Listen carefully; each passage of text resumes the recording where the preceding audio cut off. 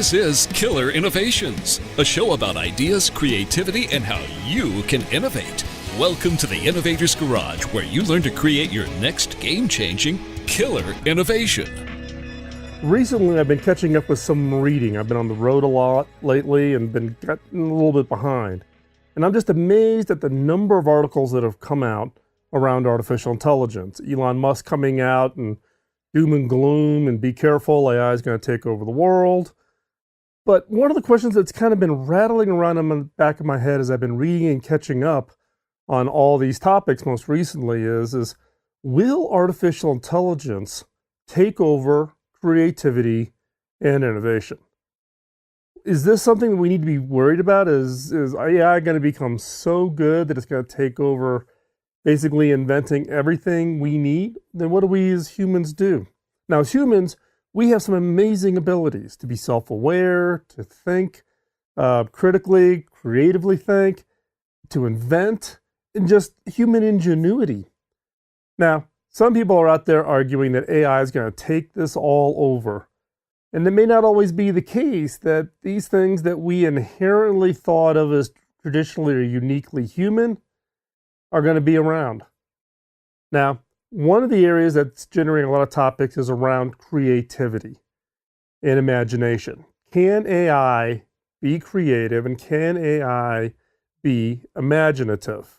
Now, I would argue there's going to be some jobs changes that are going to occur as a result to AI.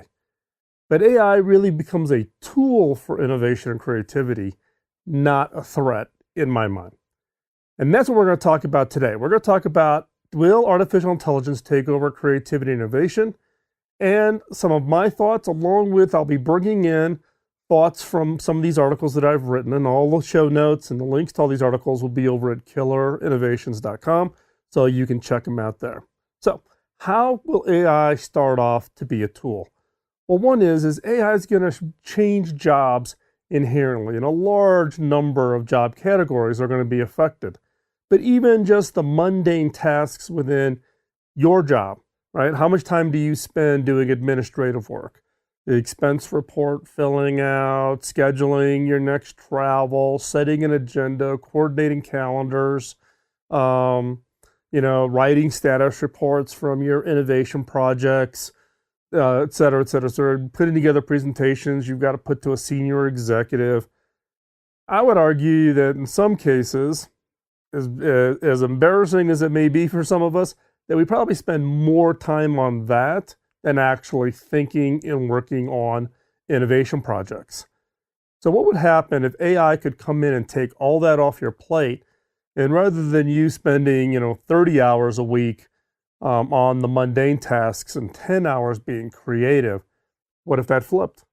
What if you now had 30 hours a week to be truly creative and 10 hours where you really had to do some of that administrative stuff? Now, AI, as a result of that, will have an impact on how do you hire, right? Are you hiring to the same kinds of skill sets? Is it about, project managers and program managers knowing processes, if that can be done by an agent? Is it other kinds of things that you may want to have? Do you hire more for culture rather than technical skill sets? Because the technical nitty-gritty skill sets you may be able to procure through artificial intelligence. So you become less dependent on the technical ins and outs and more of culture and teamwork and human problem solving and those kinds of things that are inherently human. So I think AI is going to have an impact in those areas. But it really is a tool in the fact that it frees up our time to do more creative work. The other is that AI will help test and develop creative thinking. One of the challenges in creativity is to be able to exhaustively search and look at all options that are in front of you. And so, look, AI is not going to recreate the human mind. It's not going to recreate our synapses to be able to be as creative as we are, but it can look and it can challenge.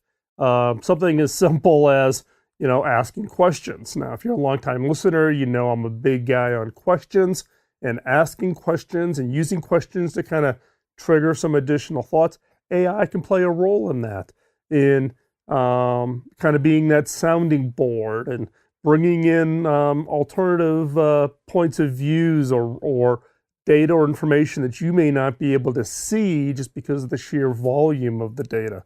So creativity can be that tool, not to create the idea, because that becomes really the advantage or the unique ability that humans bring to it, but it has this ability to look, test, and challenge us and actually improve our creative thinking. The other is that it'll also bring this insight, kind of tied in what I was just talking about, which is looking at data, looking at information, things that you just would not be able to see, right? Look, I read a lot.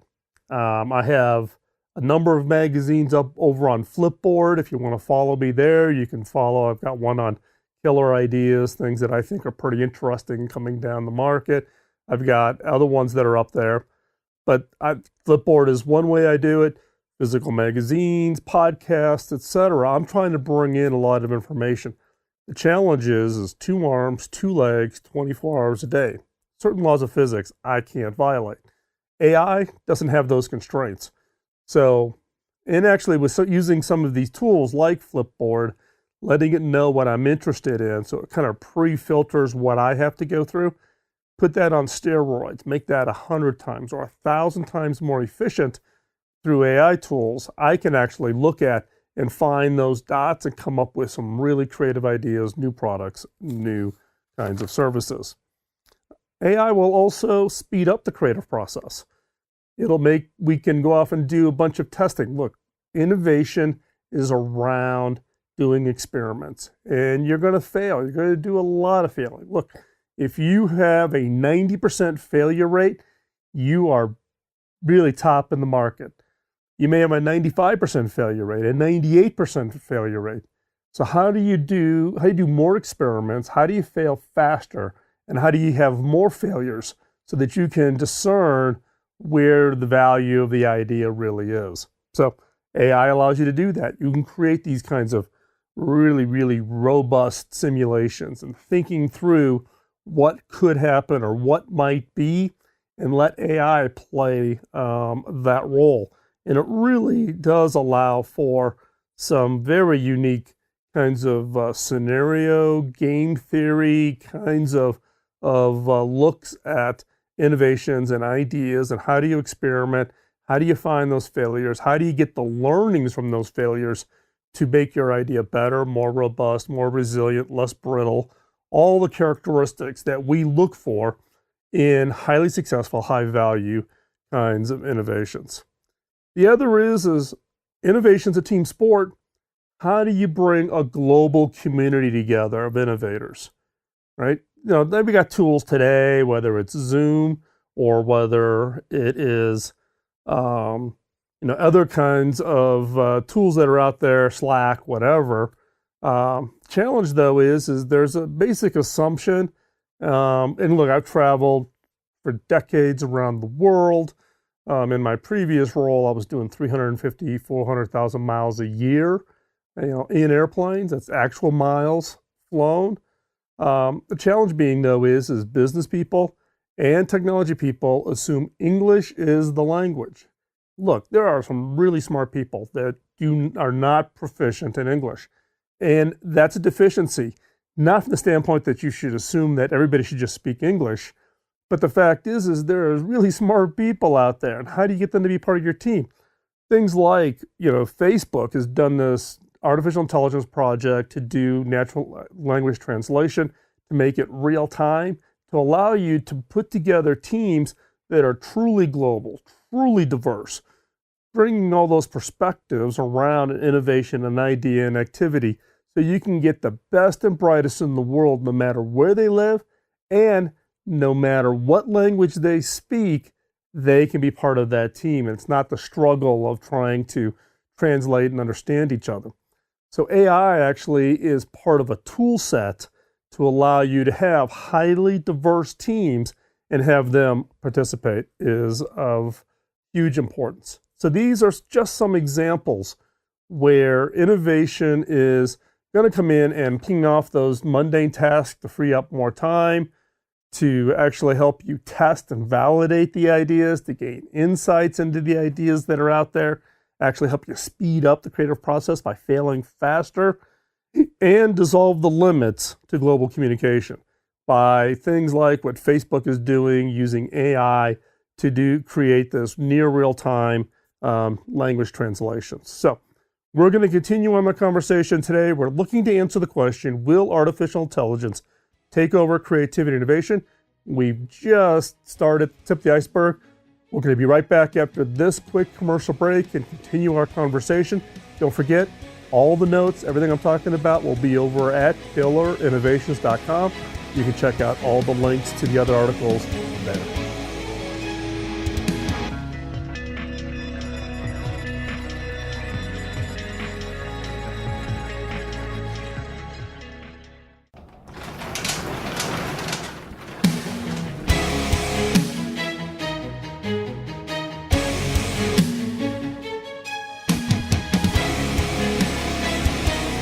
This is Killer Innovations, a show about ideas, creativity, and how you can innovate. Welcome to the Innovator's Garage, where you learn to create your next game-changing killer innovation.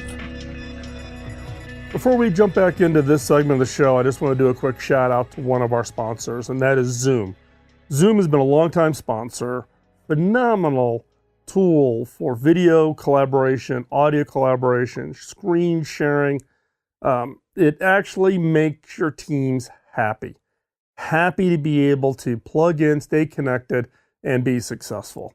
So check it out. You can get a free account over at Killer Innovations. So just go over to killerinnovations.com/Zoom, and you can download an account that will allow you to collaborate with up to 50 people. So check it out. I use it every day. I am a huge fan. Plus, the team at Zoom just listens to its customers. So continue to plug in, give your feedback to them, and you will be absolutely amazed at what you'll be able to find and use for this tool. Let's pick up our conversation. Will artificial intelligence take over creativity and innovation? Now, one of the questions you're probably rattling around in your head is great, AI is going to eliminate some of these mundane jobs, but there are actually broad job categories that are going to get highly impacted. It goes with any transition. You know, look, my father and my father-in-law were involved in the steel mills in south side of Chicago, northwest Indiana, right when the whole computing information knowledge economy kicked in. They were already in their late 40s, early 50s when that transition was happening in the 70s and 80s. They got left behind. They couldn't make the transition. Here we have an opportunity for all of us to see what's coming next. It's a pretty clear path that it's coming, and for all of us to look at ourselves and say, what do I need to do to make sure that I am prepared to take advantage of this? So let's walk through these. So this was a survey that was done with what's called the Yound Entrepreneur Council. So these tend to be, Gen Xers, millennials, those that are kind of involved in this space, asking them, what are these job categories that are going to be most impacted? Number one, not in order. Don't confuse that. I'm just going to list the numbers in order. They're not in level of importance. But one, forecasting. It's really this analysis and looking out at the future. There's this view that AI can do that much, much better than humans. Customer service, the ability for AI, bots, etc., to be able to provide better customer service than a human involved in customer service. And given the rampant growth with bots and those types of things, becomes pretty interesting. Number three, education. How schools create curriculums, how they teach them, how do you personalize it, how do you create an educational program for a student of one, not a student of 30 kids in a classroom. Finance, your investment portfolio. Is the human better at looking at thousands and thousands of data points in order to know whether to buy or sell a stock or to hold on to a mutual fund versus an AI agent? Food services. Look, we're already seeing bars having robots. There's a cruise ship that now has a bot in a bar that actually will mix your drinks. The drinks are perfect every time, made pretty quickly, etc. You would argue that you don't get the nice banter chit-chat with the bartender, but Hey, it is one of those things. Personalized healthcare. Look at being able to take your symptoms plus your DNA plus other information and create medical solutions for you specifically, not try to put you into broad categories of people and try to peanut butter a solution, but create medical solutions. So highly personalized healthcare.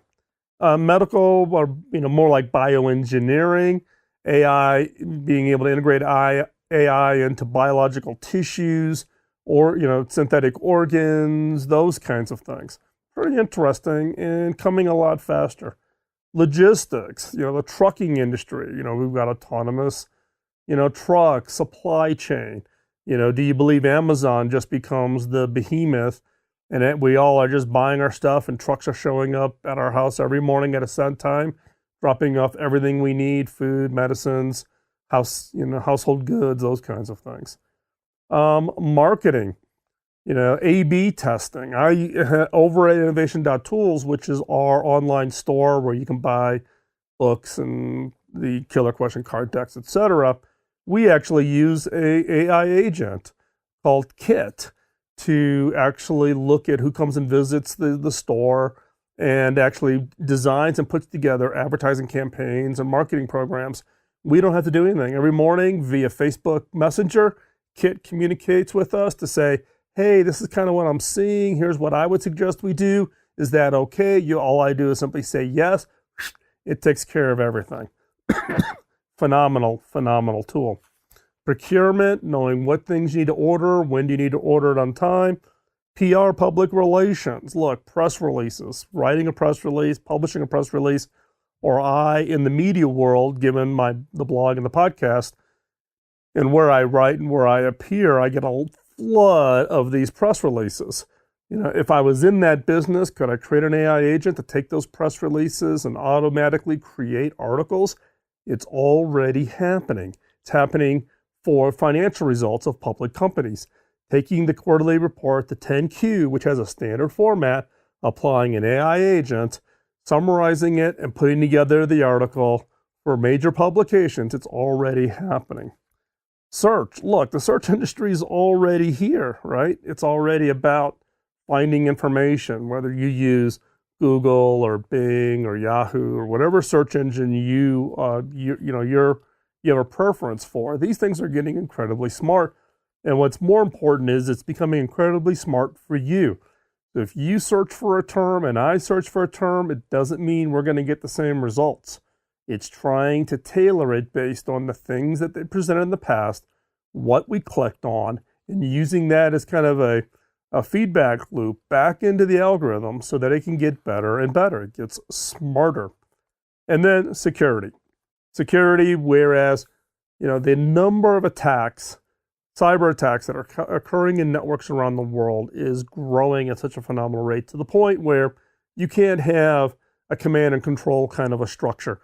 You need to create AI agents for all intents and purposes that you can embed in your systems, embed in the network, that have some autonomy to make decisions and where they can react faster, more fluidly, more definitively than the humans that are involved in this. And I've actually seen some of the AI work in security. It's coming. It's impressive. Some of it's already in products that are in the marketplace. Get ready. This is going to play a critical role. So here was an example. There were 14 in this list. I'll have the entire list over at Killer Innovation, so go over there and hop on over there, and you can take a look at that. I'll also have a link back to the original article where I got these from, so you can see all of the background pieces on this.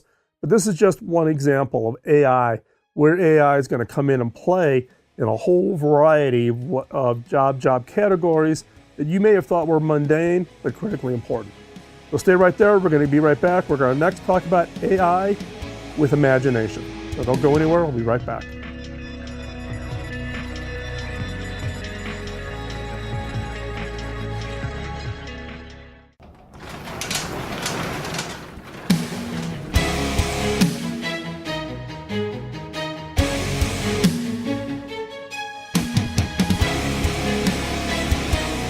This is Killer Innovations, a show about ideas, creativity, and how you can innovate. Welcome to the Innovator's Garage, where you learn to create your next game-changing killer innovation. Before we hop back into the show, I want to give another shout out to one of our sponsors, HP.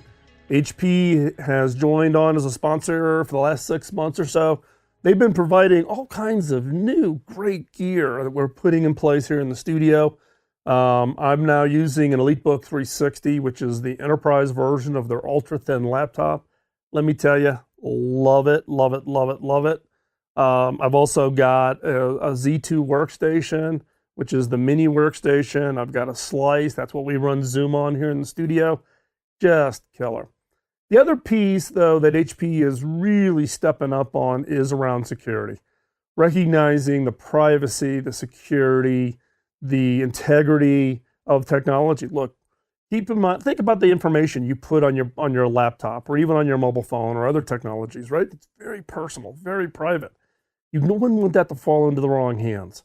And HP has really stepped up its game in the security space on everything from securing your printers to securing your devices. And let me tell you, this is an area that I just am really focusing in on, because I've been shown some things that are going out there in the wild that will just curl your hair. So if you're not focused on security, whether it's for you personally and your family, or if you're a business person for your business, check it out. Go look at the HP products. They have really taken a leadership role in this space of security. So hop on over. You can go over to killerinnovations.com/HP. Learn more about all the products and technologies they have here that they're putting in here in the studio. But also you can take you right over to HP, and you can check out everything from there. Thank you. Let's talk a little bit about more than just AI. There's a question out there: can AI have an imagination? Can they imagine what might happen and think about scenarios of the future and imagine kind of the what if? We all are, as humans, think about the future all the time. What are my kids going to be like in 5 years? And my kids, what are my grandkids going to be?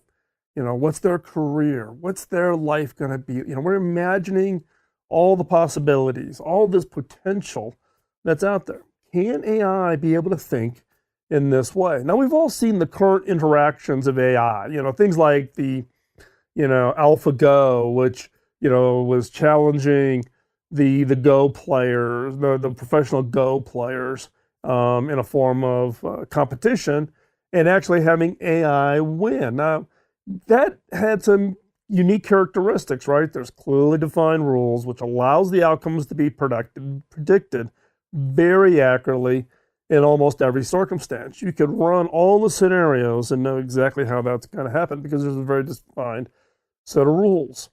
And there's also, they take Facebook. Facebook's created a bot that could reason through dialogue before engaging in conversation. But again, that was a fairly restricted environment. But let's face it, the real world is really complex. Rules are not so clearly defined, and unpredictable problems often arise. And let's face it, that's the definition of innovation, is that we are trying to solve problems that are hard, right? Innovation is not just about solving problems. It's about solving problems that no one else sees, no one else notices, no one else has connected the dots that there's a better way, or there's a way to solve a problem that, in most cases, customers don't even know they have the problem, right? So those are the challenges for for this AI. Even for the most intelligent agents, imagining these complex environments can be a long and costly process. So AI researchers are experimenting with what they are called imagination augmented agents, or I2As. This is what IBM refers to them. They were the first ones out of the gate with this. Now everybody in the AI world is kind of using this term of these imagination augmented agents, or I2As.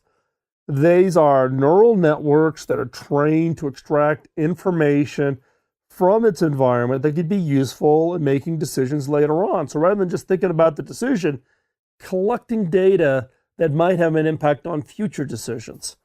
So what do I mean by neural networks? If you're not familiar with AI, neural networks are really this ability to pump data in and actually see patterns and to learn how things are related to each other. How is A related to B, but not related to C? And you can put in large amounts of information and actually have it become better and better and better at being able to understand all these relationships.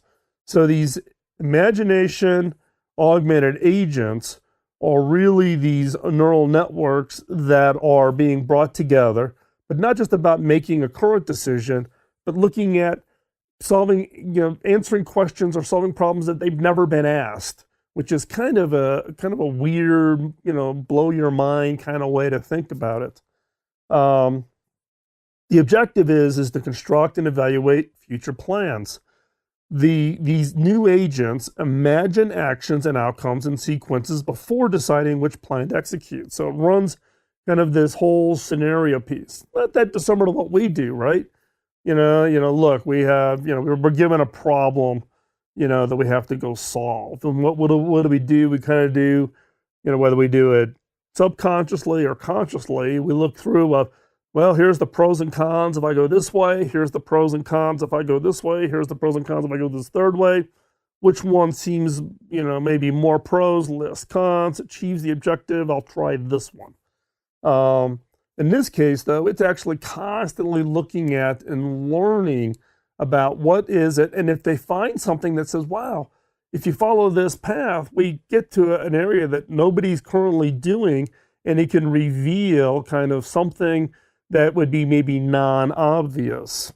So they can choose how they want to imagine. They can choose the options for what they include in all these different actions. They can chain these actions together in a sequence. It's kind of letting these agents just kind of go and kind of search the entire landscape, something that we as humans would never be able to do. So now, a third option allows these agents to create what I would call these imagination trees, looking out all the branches down to the final tips, coming back and then building this tree in an area or in a space or in an area that you're interested in. And therefore, then applying kind of wow, if we had no constraints and we could do anything we wanted to possibly do, what could we create in the future that could really be something that is ultimately just mind-blowing, game-changing, in the space. So like I said, IBM is the first one out of the gate doing this with these imagination augmented agents. If you're not familiar with them, go check them out. They're really interesting. It's not what I would call true imagination. I started off this segment saying, can AI have an imagination? It's taken the characteristics of imagination, which is just to kind of just sit back and just think about what if or what could be. In this case, letting these agents, without the constraints of defining what they combine or what they include in the whole criteria or how they're the area that they're looking at, just kind of let the agents go. So it's kind of the characteristics of imagination. It's not replicating the human brain, us as humans being imaginative. But again, it becomes a tool of using AI to go and look at areas and be able to do exhaustive what ifs or what could be kinds of analysis that we as humans just would not have the time. We couldn't throw everybody we had into an area to go look at every possible scenario. We do kind of pre-filter and we may overlook it. This is where AI can provide and be a very interesting and phenomenal tool. Now, IBM's not the only one doing this. There's lots of them tools of areas. We're going to talk a little bit more about that in the next segment. But again, go off, take a look. I haven't come across any really great of these tools applied specifically to, let's say, if you're an innovation leader and you're leading an innovation team, or you're a CEO trying to bring more creativity, more innovation into your organization. But this is something that's coming. We should keep an eye on it. Could be a very valuable tool, and something that I just find that kind of satisfies my Buck Rogers kind of itch in the science fiction side to think about these agents out there. So hopefully you found that interesting. We're going to talk next about creativity and the whole process of the human portion of creativity. So don't go anywhere. We're going to be right back after this quick commercial break.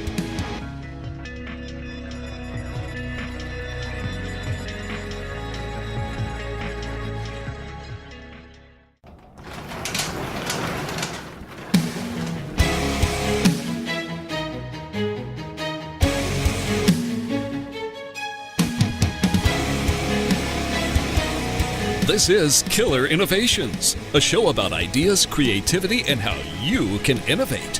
Welcome to the Innovator's Garage, where you learn to create your next game-changing killer innovation. So as an innovation and creativity guy, I am a big promoter that we are all naturally creative.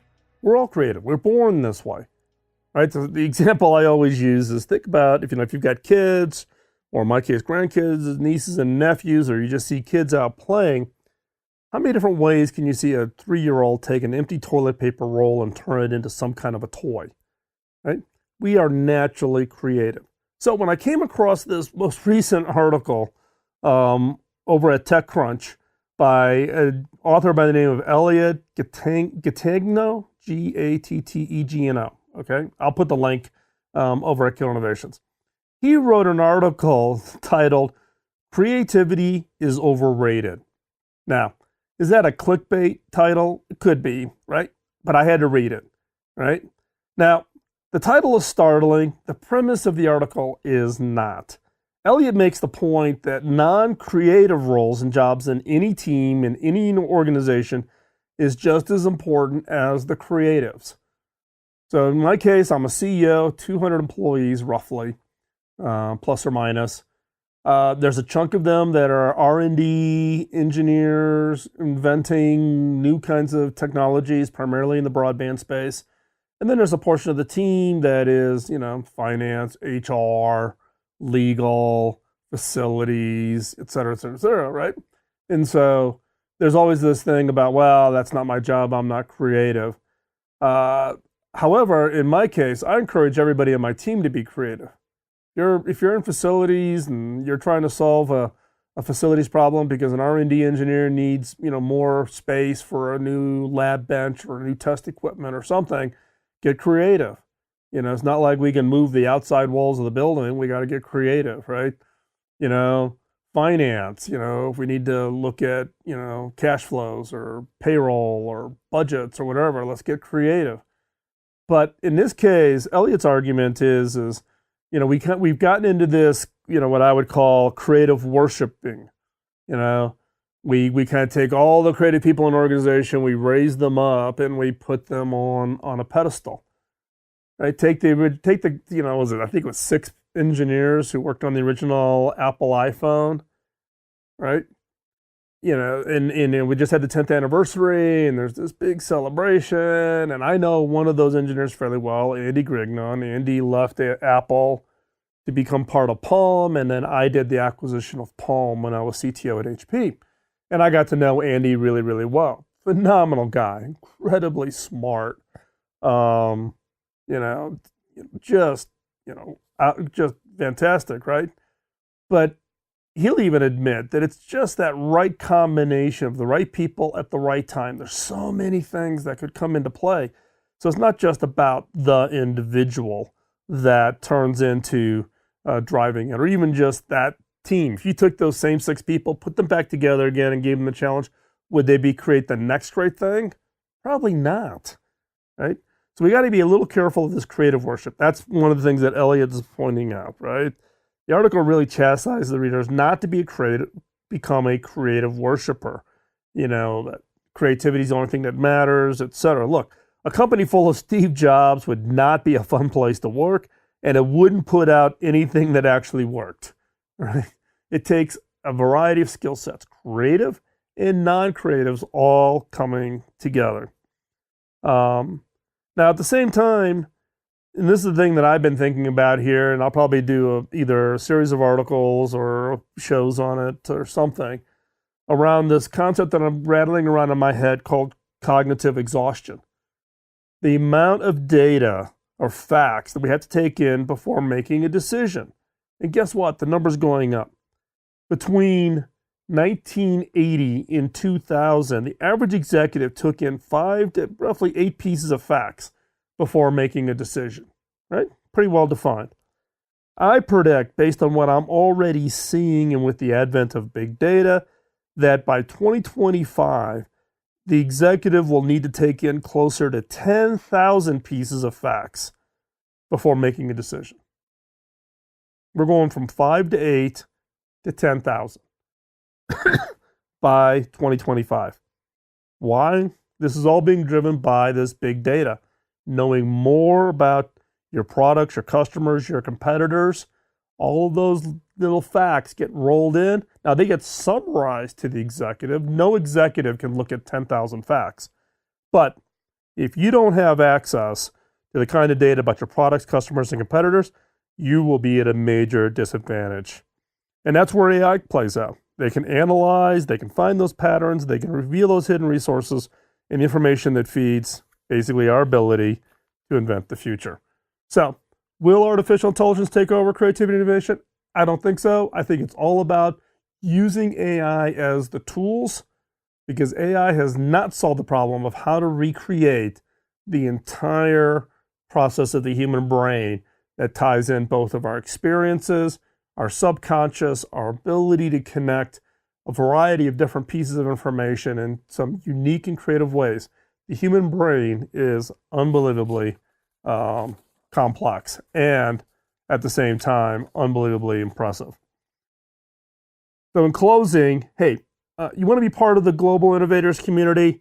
Consider becoming a member of the innovators community. It's an online Slack community of innovators from around the world across a wide range of industries coming together and sharing experiences, expertise, and challenges. And you can have conversations like we've had today here on the role of AI.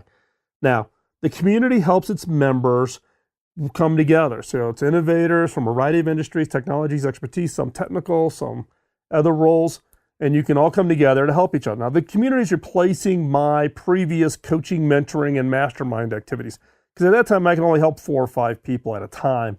And my role is my mission, what I find absolutely fulfilling, is to be able to have impact on more and more people. And more people were asking for help, and I just didn't have the bandwidth. So we're doing this as an experiment. So as a listener at Kill Innovation, special opportunity to be part of the founding members with some special benefits, but time is of the essence. So hop on over to theinnovators.community, check it out, and I'd love to have you be part of it. Check it out. So that I'm on Slack in the community each and every day, if not each and every hour. I'll post the link over to the show notes over at killinnovations.com. So thanks again for taking time out of your busy schedule to join us. If there's a topic, question, or someone you think would be a great guest on the show, drop me a note, bill@killerinnovations.com. And with that, we're going to sign off, and we'll talk to you next week. You've been listening to Kill Innovations on the BizTalk Radio Network.